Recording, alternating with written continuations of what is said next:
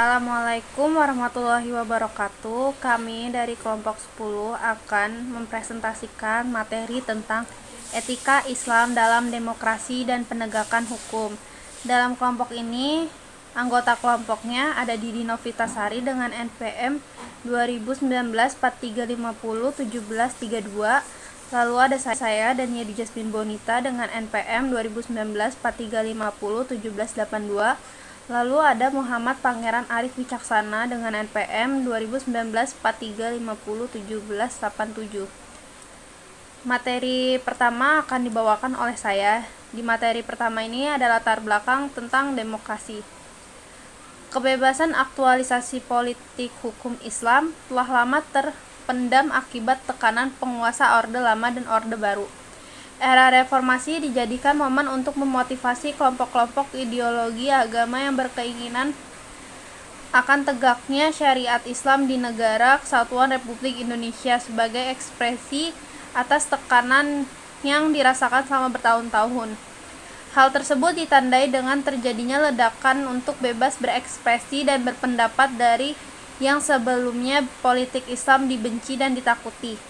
Kini politik Islam berperan menjadi ruang terbuka lebar untuk siapapun yang bersemangat menerapkan syariat Islam melalui mekanisme dan pendekatan yang tepat. Dengan itu, era reformasi membuka gagasan-gagasan implementasi transformasi hukum Islam ke dalam hukum nasional.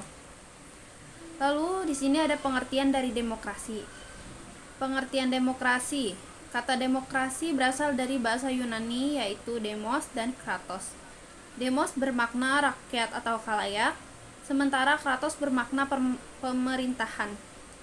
Demokrasi sebagai sistem pemerintahan yang mengizinkan dan memberi hak kebebasan kepada warga negaranya untuk berpendapat serta turut serta dalam pengambilan keputusan di pemerintahan. Lalu di sini ada pengertian demokrasi menurut para ahli. Di sini ada 6 ahli yang akan saya jelaskan. Yang pertama dari C.F. Strong. Demokrasi adalah sistem pemerintahan di mana mayoritas rakyat berusia dewasa turut serta dalam politik atas dasar sistem perwakilan, yang kemudian menjamin pemerintahan mempertanggungjawabkan setiap tindakan dan keputusannya. Lalu yang kedua ada dari Harris Hodge, yang menurutnya pengertian demokrasi yaitu sebagai bentuk pemerintahan rakyat, karena dalam kekuasaan pemerintahan terdapat porsi bagi rakyat atau orang banyak yang mengatur, mempertahankan dan melindungi dirinya dari paksaan orang lain atau badan yang bertanggung jawab memerintah. Lalu yang ketiga ada Montesquieu. Dalam pengertian demokrasi Montesquieu ini, kekuasaan negara harus dibagi dan dilaksanakan oleh 3 lembaga atau institusi yang berbeda dan terpisah satu sama lainnya. Yang pertama legislatif, yang merupakan pemegang kekuasaan untuk membuat undang-undang. Yang kedua eksekutif, memiliki kekuasaan dalam melaksanakan undang-undang.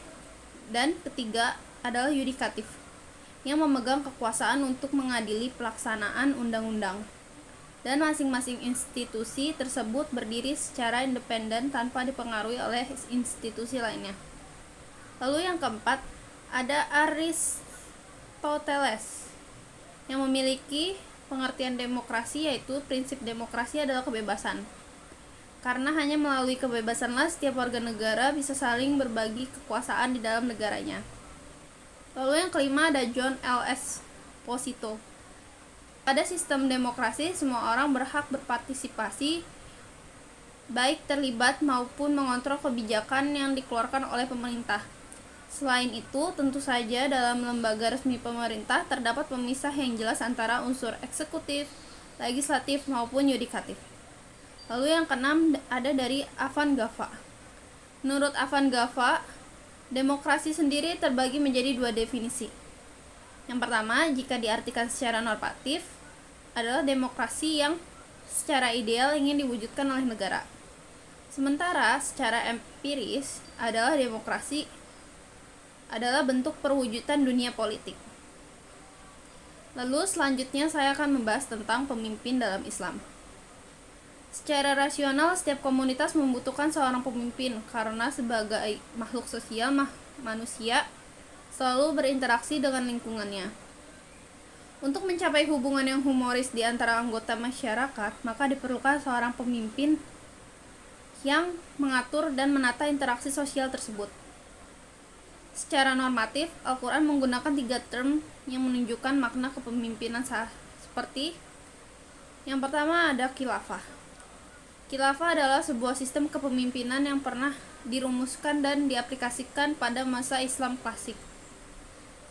Lalu yang kedua ada wilayah. Wilayah artinya kepemimpinan. Orang yang memimpin disebut wali.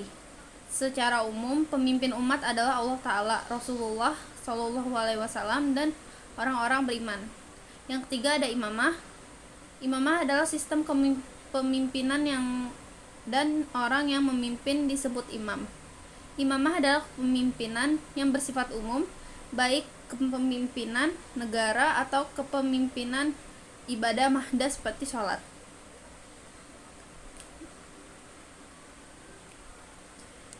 Dari beberapa ayat dan riwayat, para ulama memformulasikan bahwa syarat pemimpin itu adalah 1. Adil, 2.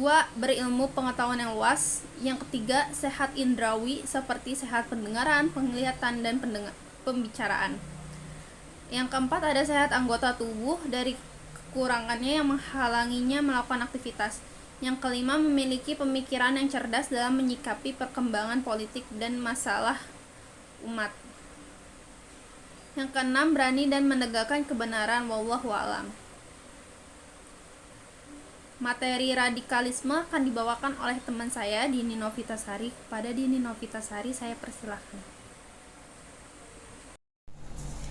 Pada materi berikutnya saya akan menjelaskan mengenai radikalisme. Radikalisme sendiri yaitu suatu paham yang dibuat oleh sekelompok aliran yang menginginkan perubahan dalam pembaharuan sosial maupun politik secara drastis dengan menggunakan cara-cara kekerasan untuk mencapai perubahan kondisi politik tersebut. Radikalisme dalam Islam. Radikalisme Islam sering dihubungkan dengan istilah fundamentalisme yang berarti bahwa sebuah gerakan atau suatu paham aliran yang berupaya untuk kembali kepada apa yang mereka yakini seperti Islam garis keras, revivalisme, ataupun fanatisme dan terorisme.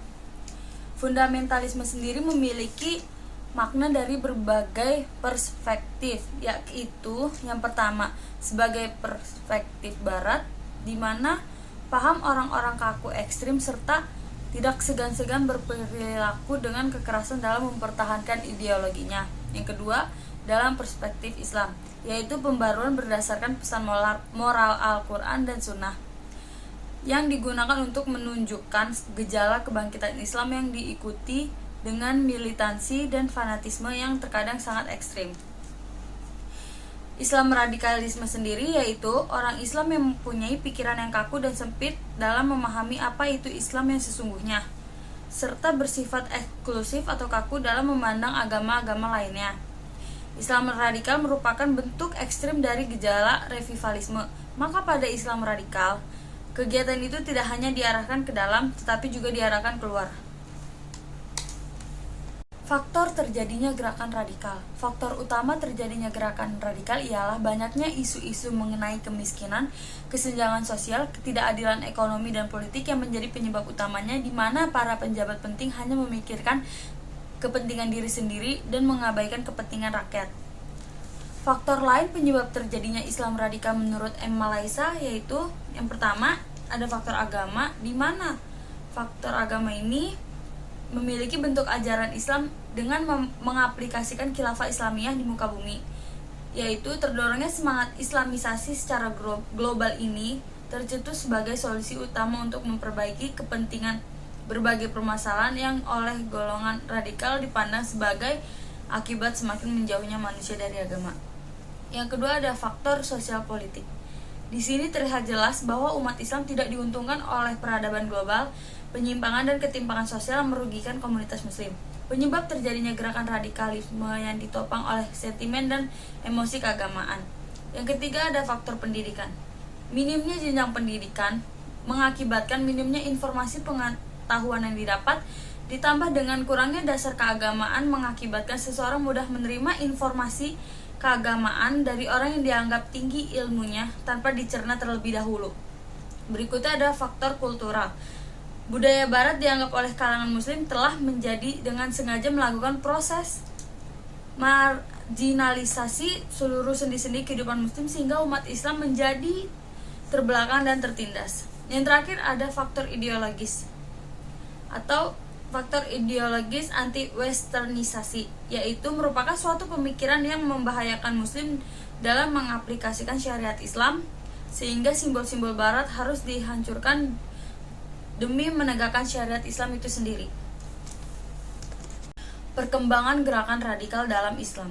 Perkembangan gerakan radikal tampaknya lebih banyak dipengaruhi respon oleh Islam atas barat. Kemunculan kembali gerakan dalam Islam berawal pada akhir Perang Dingin antara kekuatan blok Amerika dan blok Uni Soviet pada tahun 1989 di Afghanistan. Saat itu Uni Soviet menguasai Afghanistan, timbul akal Amerika untuk mengusir Uni Soviet dari Afghanistan. Maka dibentuklah perlawanan di Uni Soviet dengan menggunakan orang-orang muslim garis keras di Afghanistan. Setelah Uni Soviet keluar dari Afghanistan, komplotan-komplotan ini berkembang terus dengan berbagai macam-macam kelompok, diantaranya Al-Qaeda, Jabhatun Nusra, dan lain-lain. 25 terakhir terdengar kini menamakannya dengan ISIS atau Islamic State Iraq and Syria, yaitu negara Islam Irak dan Suriah. Baik, selanjutnya saya akan melanjutkan materi yang telah dibacakan oleh Dini, yaitu penegakan hukum dengan pendekatan hukum Islam. Pendekatan hukum Islam seperti yang disampaikan oleh Profesor Dr. Hazairin, yaitu dalam negara Republik Indonesia tidak boleh terjadi atau berlaku sesuatu yang bertentangan dengan kaidah-kaidah Islam bagi umat Islam atau kaidah-kaidah Kristiani bagi umat Kristiani atau Katolik, atau bertentangan dengan kaidah-kaidah agama Hindu Bali bagi orang-orang Hindu Bali, atau yang bertentangan dengan 5 Alviro dan Karino dalam Alatas, dan kesusilaan agama Buddha bagi orang-orang Buddha. Hakikat ilmu hukum yang berketuhanan adalah ilmu hukum yang menerapkan prinsip-prinsip keadilan, yang berarti tidak ada yang merasa dirugikan. Objektif, yaitu tidak memihak kepada siapapun sekalipun pada kerabatnya sendiri. Impartial berarti tidak juga memihak pada kelompoknya, sukunya, rasnya, dan lain sebagainya. Dan di dalam keadilan juga termasuk di dalam unsur kebenaran, kejujuran, kearifan, dan bijaksana. Selanjutnya hukum Islam dan ijtihad. Hukum Islam telah diturunkan oleh Allah kepada Rasulnya Muhammad SAW kurang lebih 15 abad yang lalu. Ini artinya banyak masalah hukum di era modern ini secara tersurat belum dijelaskan di dalam Al-Quran maupun Al-Hadis. Hal ini menjadi tanggung jawab para ahli hukum MUI yang menjelaskan bahwa dalam Islam dikenal 2 kategori hukum, yaitu hukum yang berkenaan dengan ibadah, yaitu hubungan vertikal dengan Allah Subhanahu wa taala. Hukum ini bersifat doktrinal atau taken for granted. Selanjutnya hukum muamalah atau hubungan sesama manusia. Hukum ini bersifat ijtihad atau bisa dikembangkan selama tidak ada dalil yang jelas-jelas melarangnya. Selanjutnya hukum Islam.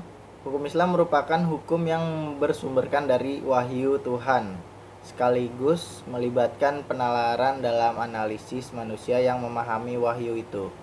Ijtihad yang dilakukan oleh juris muslim merupakan bukti konkret keterlibatan manusia dalam menggali hukum yang hidup dalam masyarakat. Syariat merupakan kumpulan hukum-hukum Tuhan. Ia mengkombinasikan hukum sebagai adanya dan hukum sebagai yang seharusnya, sekaligus mempertahankan perintah dan keadilan. Sebagai perintah Tuhan, penguasa tertinggi berubah. Syariat adalah hukum positif, dan karena keadilan menjadi tujuan puncaknya, syariat ideal. Tetaplah penyataan bahwa hukum Islam itu adalah hukum positif dalam bentuk ideal. Perbedaan antara hukum agama dengan hukum positif. Hukum positif hanya bertujuan untuk kepentingan duniawi saja, yang berkenaan dengan lahiriah bagi kepentingan kebendaan dengan segala macam seluk-beluknya. Sedangkan hukum agama sebagai ketetapan Allah untuk mewujudkan kemaslahatan dan kepentingan manusia lahir dan batin, dunia dan akhirat. Hukum syariat berdasarkan wahyu Allah ciptaannya yang menggambarkan kehendaknya dan kebesarannya. Hukum positif buatan manusia yang menggambar buah pikiran manusia, bersifat serba terbatas dan berubah-ubah, selain menghendaki penyempurnaan dari berbagai kekurangan. Hukum positif bersifat kontemporer, dibuat oleh sekelompok orang yang dipandang ahli, berdasarkan pengalaman dan penghayatan yang berlaku pada suatu masyarakat untuk dilakukan bagi masyarakat atau bangsa yang bersangkutan itu saja, yang perlu diubah apabila tidak dikehendaki oleh masyarakat itu lagi. Hukum Islam dan tuntutan perubahan. Sejak awal perkembangan hukum Islam, polemik seputar ketentuan syariat Islam mempunyai ilat atau tidak sudah dibicarakan oleh para ulama. Sebagian besar ulama berpendapat bahwa syariat Islam tidak mempunyai ilat. Oleh karenanya dalam menjalankan syariat Islam, orang tidak perlu bertanya apa alasan dibalik ketentuan syariat. Ada 5 tujuan hukum Islam yang sering dikutip oleh para ulama, yaitu 1. Hifzu al-aqal, 2. Hifzu al-din, 3. Hifzu al-nafs, 4. Hifzu al-mal, 5. Hifzu al-nasl. Untuk masa kini dikatakan bahwa yang pasti dalam hukum Islam adalah bukan ketentuan tapi tujuannya. Artinya tujuan hukum Islam memang tidak berubah, tapi ketentuan hukum Islam bisa berubah. Sekian presentasi dari kami, kurang lebihnya kami mohon maaf. Wassalamualaikum warahmatullahi wabarakatuh.